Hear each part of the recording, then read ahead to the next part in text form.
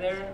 My name's Lawrence. I'm an architect, and I worked in Europe in the 80s, had a sculpture business in the south of England, and we worked all over Europe.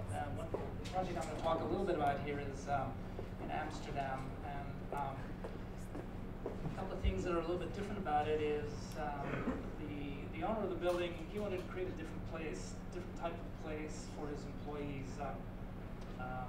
He actually thought that the most important spaces in the building were the accidental spaces. It was where people meet, and not in a planned way.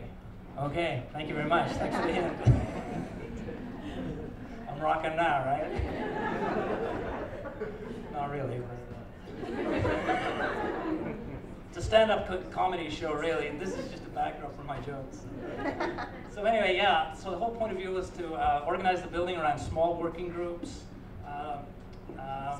which led into, oh, you're really ahead of me here. Okay, this is the basic unit of work per floor that created this social organism that was not, they could have easily built a high-rise here. It's also the most energy efficient building in the world. This organization of small working pods around a central corridor where all the artwork was allowed the building to take on this character, a very personal character. They had the opportunity to build a great big high-rise. I didn't realize you were on a timer. You're driving me crazy with this. Anyway, like this. These are all solar panels. In 1989, it's the most energy efficient building in the world. All the art is scattered throughout the circulation spaces in the building, and has actually took its theme from the organic world. There are 10 towers, and they're organized in a growing sequence. The idea was that you could actually change the quality of the money passing through the bank if you had some different design ideas organizing the buildings. So the architect wanted to change the quality of the money. They wanted to create an environment where the incidental meetings were most important, and a secondary outcome of that was it was the most energy efficient building in the world. That wasn't the primary intent. So, okay, what am I talking about next? Is that it? It's in Amsterdam? Is that it? Oh, okay, give me another one. Okay, yeah, so there's also, it's really intense. They got brickwork. There's an intense artist-architect collaboration. We take a model out there and plaster sand or clay, and the brickies would add to it, and they would just create these forms. The inspiration being that if the workers had a buy-in to the building, then the actual quality of the building would be different if the people building it were contributing in a creative way. So we would work with the brickies to give them that sort of freedom. So this is the main plaza. It's in Belmenier. Oh, here's us. Yeah, here's working as a sculptor. This is how it started. Started in clay. We got sculptures all over the place in that building. We get the water phenomena correct in the clay. This is just the very beginning stage. Then we go to plaster, then fiberglass, then cast it. And we were going to hot cast it, but this is me working on the final plaster. All the foundries were packed in Europe, so we developed this cold cast process with a polyester resin manufacturer. Really cool, actually, inventing manufacturing processes. These are the split marks in the mold. So this is just the terminus. This is the terminus to a piece that runs for 100 yards through the interior of the bank. This is the collaboration of, this is a stone artist. We had light artists, stone artists, water artists, fabric artists, architects, landscape architects. We'd meet every 2 weeks in Amsterdam and just sort of brainstorm, and that's what you get.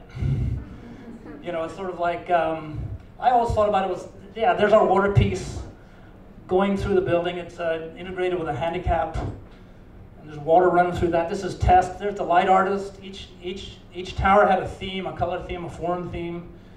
All of the various artists worked towards so that each space would have an underlying coherence. So there's this is our water thing going through there, and it was a great big artistic free-for-all. It was a lot of fun, a lot of hard work, but again, it was trying to create a space that was inspired by the organic world, hoping that those ideas and the content of that would have a meaningful impact on people's lives on a day-to-day basis. And also really taking care to form the the public spaces in a way that were an inspiration to people using the building. See the color change. This is the glass artist. You can see throughout the building that the different colors and different forms. Yeah, this is really cool. This is one of the light artists. At a certain time in the day, the light comes in the top and hits that reflected surface and shoots up the corridor. It's wild. So it's like Imhotep, but not quite. And all of these custom, yeah, the architect was really into the pentagram, so everything's based on the pentagram. I'm not kidding. So these slopes are multiples of the divisions of the pentagram. The solar panels are pentagrams. This is one of those interior spaces where there's a light sculpture. Again, they're trying to invite people to walk up and down between the floors, so they have these incidental meetings. So all the money was put into the social spaces. Okay, I'm ready. Oh yeah, right. This blew me away. This is the pentagram. This happens to be a dodecahedron. You can write that down. There will be a test. It's the counterweight to where the car goes in and out. So there was nothing that wasn't thought through. So the counterweight to the traffic, whatever you call it, was a dodecahedron. Wow. So this is a light sculpture. This is actually a model for a light sculpture inside one of those towers. There were 10 towers, so there was 10 of those different sculptures going on. Okay.